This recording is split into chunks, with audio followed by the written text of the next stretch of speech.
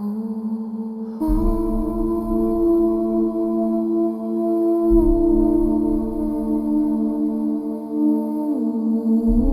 pyetje që nuk u bën kurrë. Ka zëra që ende kërkojnë të dëgjohen.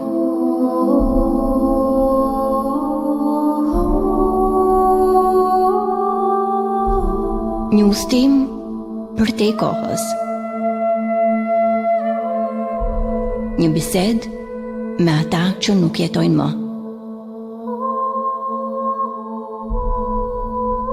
Intervistë hipotetike me mua Almiron.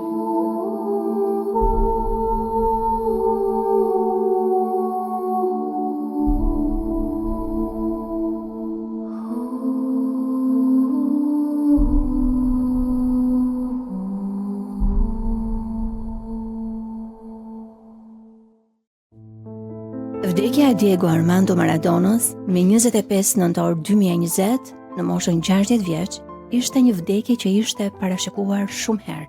Edhe kur ishte gjallë, rrëfimet e jetës së tij kishin një regjistër tragjik. Te fëmijët nga lagjët e varfra, talenti magjik i të cilit në fushën e futbollit u shpërdorua nga varësia e drogës.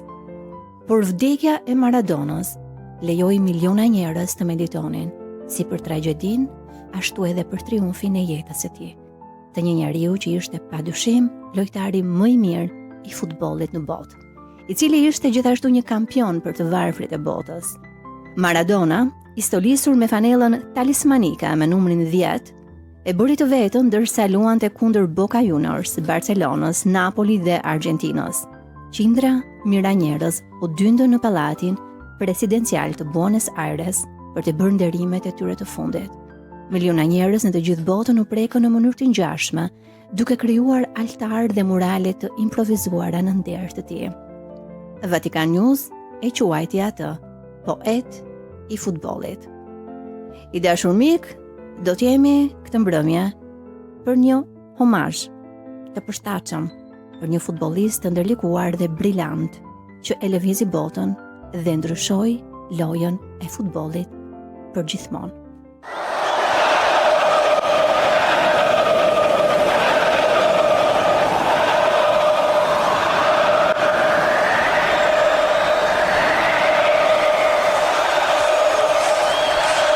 Aparece Diego Armando Maradona.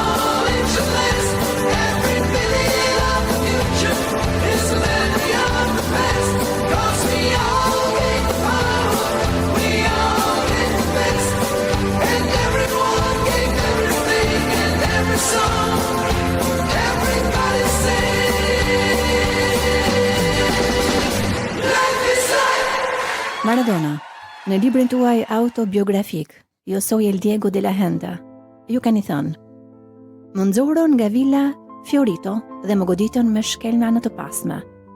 Bëra çmunda dhe mendoj se nuk bëra shumë keq. Çfarë nën kuptoni ju me këtë? Unë jam rritur në vila Fiorito, në një lagje të varfër, ku jeta nuk të falte asgjë.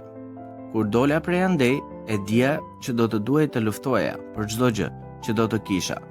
Dhe kështu ndodhi, më goditën në fushë dhe jashtë saj. Mora shumë goditje fizike dhe shpirtërore, u sulmuan njerëzit e mi, familja ime, madje edhe nipi im I vogël, por nuk kërkova kurrë mëshirë, nuk më dhanë asgjë falas. E gjitha që kam është djersa ime.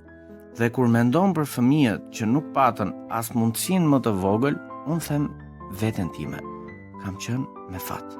Diego, pas shumë vitesh jashtë ju jeni kthyer në Argjentinë. Mund të më thoni se çfarë ndjen njeriu kur I zbulon rrënjët e veta pas një jete të tillë? Të kthesh në Argjentinë është si të kthesh në zemrën tënde. Unë kam udhëtuar shumë, kam drejtuar ekipe në Meksik, në Emiratet e Bashkuara, në vende ku futbolli ka tjetër rrymë. Por asgjë nuk është si këtu. Pas Kupës së Botës 2010, kur drejtoja kombëtaren, mu desh të largohem sepse Grondona nuk donte që unë të isha aty. Nuk ishte e lehtë, por jeta ecën. Sot jam sërish këtu, mes njerëzve të mi, dhe pse bota është përmbysur nga kjo pandemia, jam në shtëpi. Dhe kjo vlen më shumë se gjithçka. Diego, ju I afroheni 60 vjetorit. Kur kujtoni fillimet me Argentino Juniors edhe më pas në Boca Juniors, çfarë ndjeni? Krenari, kur mendoj për ato vite, më duket sikur shoh një film që se lodh dot. Ishin kohët kur gjithçka ishte e pastër, topi, pasioni, publiku. Kam bërë njerëzit të qeshin, të ndihen të gjallë për 90 minuta. Dhe kjo është më e madhja që mund të bëjë një futbollist. Parat, lavdia, titujt janë kalimtare.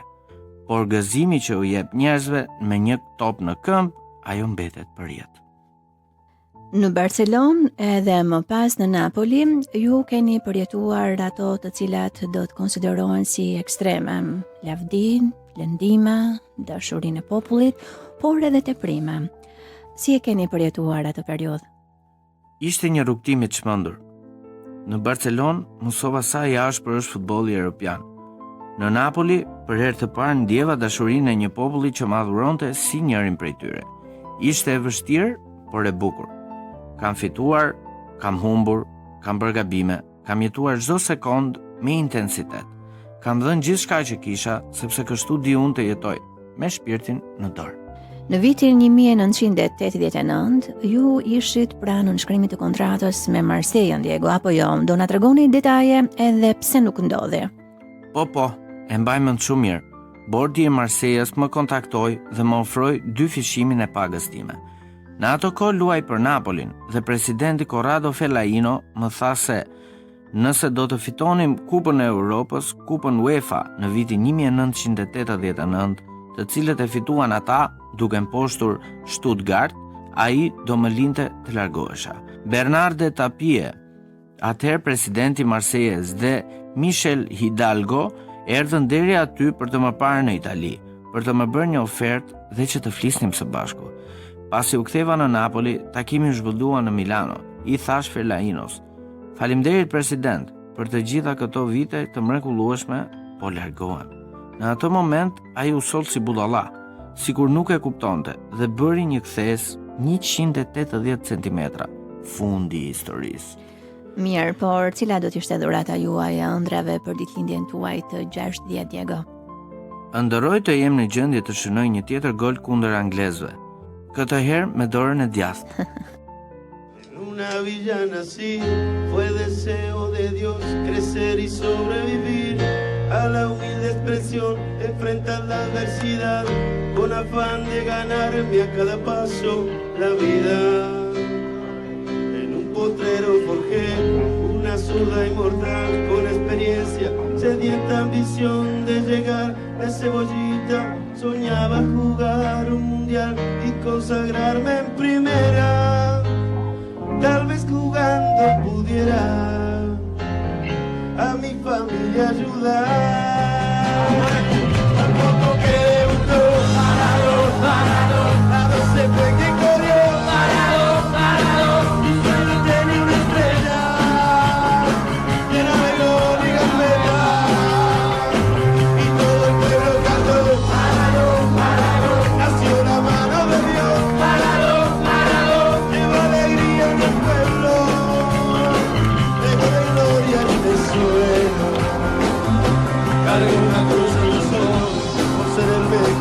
por no venderme jamás al poder enfrenté curiosa debilidad. Si Jesús tropezó, porque no había de hacerlo yo. Mamá me presentó una blanca mujer de misterioso sabor y prohibido placer, que no dan deseos de usarla otra vez, involucrando mi vida. Y es un partido que mira, un día voy a ganar. Al voto que de uno, parado, parado, siempre te corrió, parado, parado, tú solo tenías una estrella, el radio y la y todo el pueblo cantó, parado, parado, bajo la mano de Dios, parado, parado, veo alegría en el pueblo, veo de gloria en el suelo. Ole, ole, vamos. Ole, ole, ole, ole. Llegó, llegó. Ole, ole, ole, ole. Llegó, llegó. Ole, ole, ole, ole. Ole, ole, vamos. Ole, ole, ole, ole. Llegó, llegó. Ole, ole, ole, ole. Llegó, llegó. Ole, ole, ole, ole. Llegó, llegó. Ole, ole, ole, ole. Llegó, llegó. Ole, ole, ole, ole. Llegó, llegó. Ole, ole,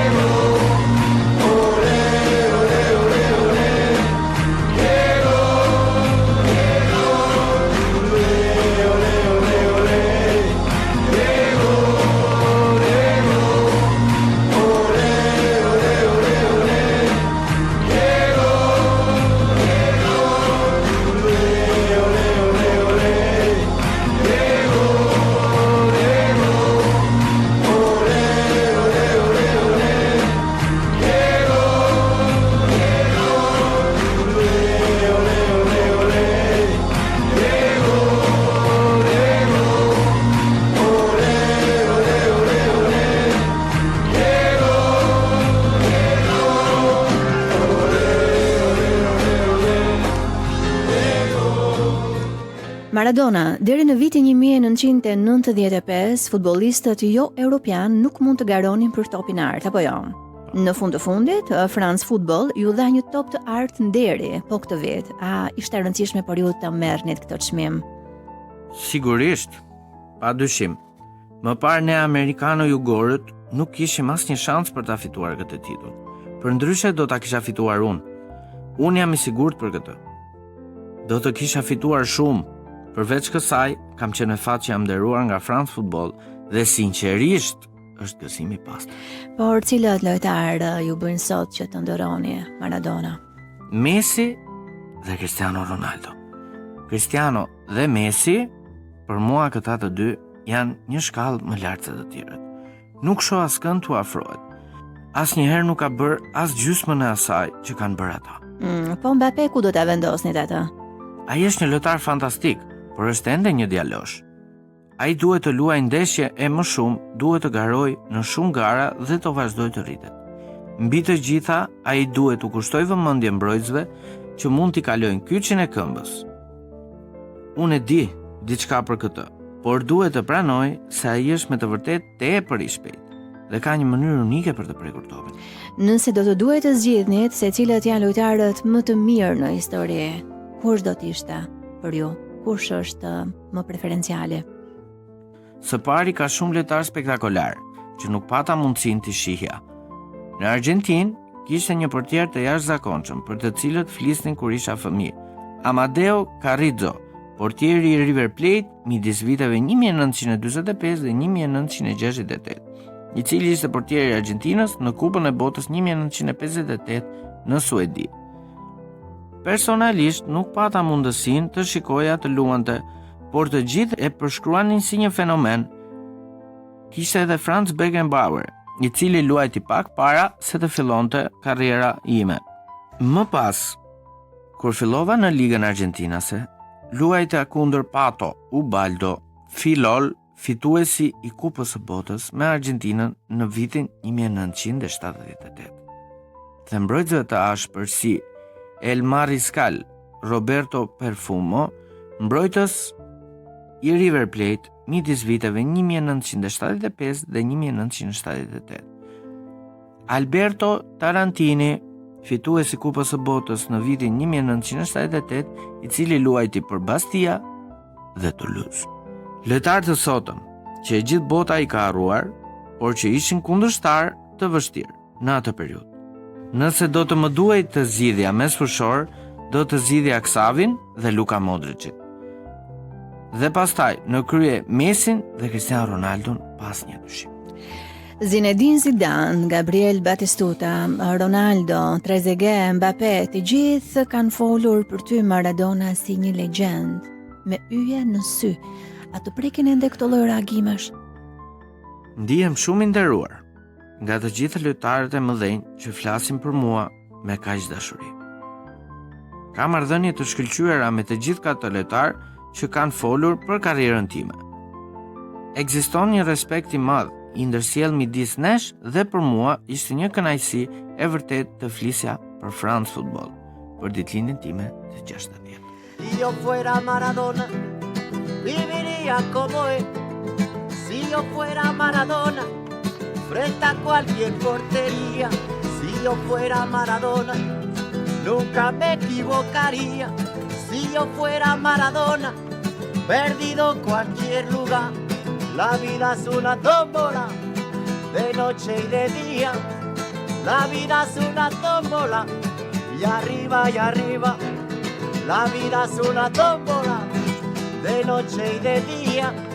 La vida es una tómbola, y arriba y arriba. Si yo fuera Maradona, viviría como él. 1000 cohetes, 1000 amigos, lo que venga 1000%. Si yo fuera Maradona, saldría a Mondiovisión pa' gritarles a la FIFA que ellos son el gran ladrón. La vida es una tómbola, de noche y de día. La vida es una tómbola, y arriba y arriba. La vida es una tómbola, de noche y de día. La vida es una tómbola, y arriba y arriba. Toda tuya, nene, suéltala, toma. Dale, toca bola. Ahí te va, síguela. Esa. Si yo fuera Maradona, viviría como él, porque el mundo es una bola que se viva a flor de piel. Si yo fuera Maradona y un partido que gana, si yo fuera Maradona y una mano en el altar. La vida es una tómbola, de noche y de día. La vida es una tómbola. Diego Maradona, ju keni përjetuar krahasime të vazhdueshme me Pelen. Si e keni pranuar, si e keni përtypur këtë fakt? Mund të jetë që Pele ishte më i mirë se unë në disa gjëra, por unë kur nuk u krahasova për të humbur, por për të dhënë më të mirën time. Futbolli nuk është vetëm për statistikë, është për emocion që sjell të njerëzit. Maradona, në vitin 1995 ju nisët të bëheshit ekspert mbi karrierën tuaj dhe të flisnit për vete në revista dhe publikime ndërkombëtare. Si e keni përjetuar këtë fakt? Ishte befasuese. Fillimisht artikuj kombëtar, pastaj botime në Japoni, Meksik, Izrael dhe Holland. Njëherë një holandez më tha se goli im i dytë në 1986 ishte mrekullia e vetme e shekullit e 20. Ishte serioz dhe e kuptova sa i madh ishte ndikimi im global. Maradona, ju keni thënë se një pjesë e jetës suaj nuk është publike, por vetëm zemrën tuaj. Si e keni ruajtur këtë privatësim? Është e vështirë, gjithçka që bëj shihet dhe komentohet. Por ka momente që i ruaj për vete, për familjen time dhe për ata që i dua. Jo gjithçka duhet të dihet nga publiku. Pas Kupës së Botës në vitin 1994, ndikimi juaj Maradona ka qenë shumë i madh, sa disa njerëz në Bangladesh tentuan vetvrasje masive. Si jeni ndjerë për këtë fakt? Nuk mund të përshkruhet me fjalë. Është një përgjegjësi e madhe kur njerëzit lidhen kaq shumë me ty, populariteti nuk është lavdi, është edhe një barr emocionale. Të gjithë flasin për ndeshjen legjendare Angli-Argjentinë në vitin 1986. Si ishte të luaje kundër Pelé dhe Gary Lineker? Ishte diçka e paharrueshme. Kur luan kundër lojtarëve të tillë, e ndjen vërtet rëndësinë e çdo momenti. Ajo ndeshje shkaktoi tronditje në të gjithë botën. Dhe për mua ishte një përvojë që më mësoi shumë për respektin dhe konkurrencën. Keni qenë shumë i hapur për betejat tuaja me varësinë nga droga. Si e ndihmoi kjo apo si e vështirësoi futbollin tuaj? Ishte një periudhë e vështirë. Patjetër që ndikoi në jetën time dhe në karrierë. Por dashuria për futbollin dhe pasioni për lojën më mbajtën gjithmonë në fushë. E kalova këtë dhe mësova shumë për veten dhe jetën. Napoli duket si një kapitull i madh i karrierës suaj, apo jo? Çfarë do më kujtoni, do më sillni nga ajo periudhë? Të luash për Napolin ishte një ëndër dhe një sfidë në të njëjtën kohë. Kishte momente të jashtëzakonshme, por dhe ulje të forta. Mësoje të vlerësosh çdo fitore dhe të mos harrosh asnjëherë sfidat. E keni krahasuar ndonjëherë Messin me veten tuaj? Messi është i jashtëzakonshëm. Ka një talent natyror dhe mënyra se si ai e luan futbollin është e pabesueshme. Jam i bindur që ai do të lërë gjurmë të mëdha, ashtu siç kam bërë unë në kohën time. Diego, a ndjeni se njerëzit ndryshojnë kur ju afrohen, ju shohin ose ju përqafojnë? Do të jem gjithmonë mirënjohës ndaj njerëzve. Çdo ditë surprizohem prej tyre. Nuk do të harroj kurrë atë që përjetova kur u ktheva në futbollin Argjentinas. E të i kaloj atë që imagjinoja. Jetova jashtë vendit për një kohë të gjatë dhe ndonjëherë pyesja veten nëse njerëzit do të vazhdonin të më donin. Kur hyra në fushën e gjimnasias, ditën e prezantimit ndjeva se dashuria e tyre nuk do të mbaronte kurrë. Çfarë ju emocionon më shumë tek sportet argjentinase? Gjithçka. Ndiq çdo atlet Argjentinas, kudo që të jetë. Ku ka flamur Argjentinas, unë gjithmonë do të bro ras. Kur shoh fytyrën e një atleti që fiton, ndihem i lumtur. Ditën tjetër pash Diego Schwartzman dhe Nadal duke luajtur dhe unë vuajta më shumë se Schwartzman. E çfarë ka një atlet Argjentinas që e bën të bëj gjithçka për të mbrojtur ngjyrat e qellit blu dhe të bardhë? Ne atletët Argjentinas e lëm vendin ton shumë herët.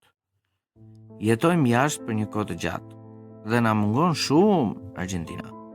Kur të thërret ekipi kombëtar, të vjen edhe nëse duhet të notosh, sepse ndihesh edhe një herë si në shtëpi.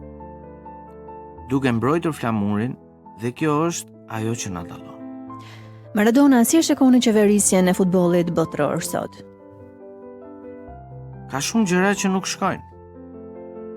Nuk mendohet gjithmonë për lojtarët dhe tifozët. Futbolli duhet të jetë i pastër, i drejtë dhe larg korrupsionit dhe politikës. E në fund, si do ta përshkruani veten për ata që nuk ju njohin edhe pse nuk besoj se nuk ju njeh askush? Jam Diego, djali nga Villa Fiorito, që nuk harroi rënjët e tij.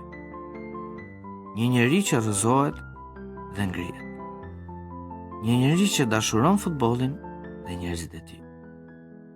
Jam Diego i popullit dhe kjo është gjithçka që kam dashur dhe jam. Faleminderit Diego.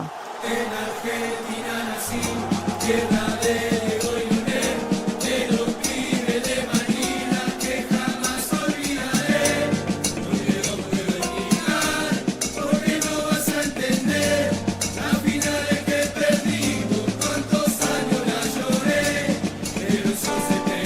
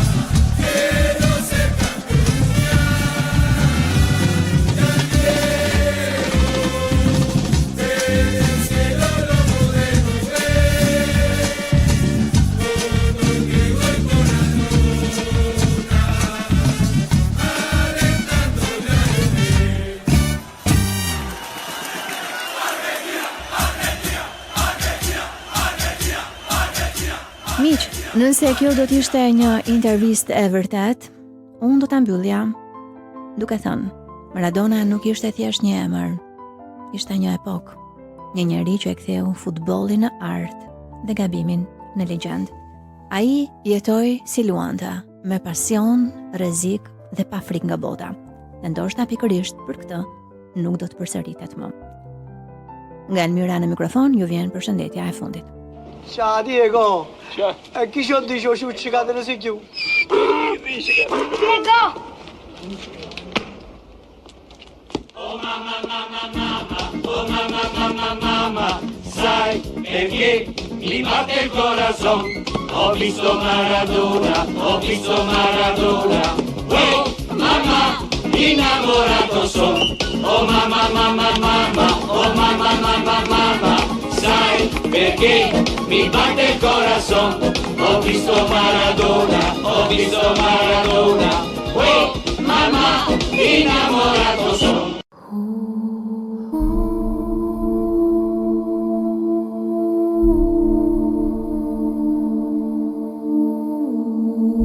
Ka pyetje që nuk u bën kurrë. Ka zëra që ende kërkojnë të dëgjohen.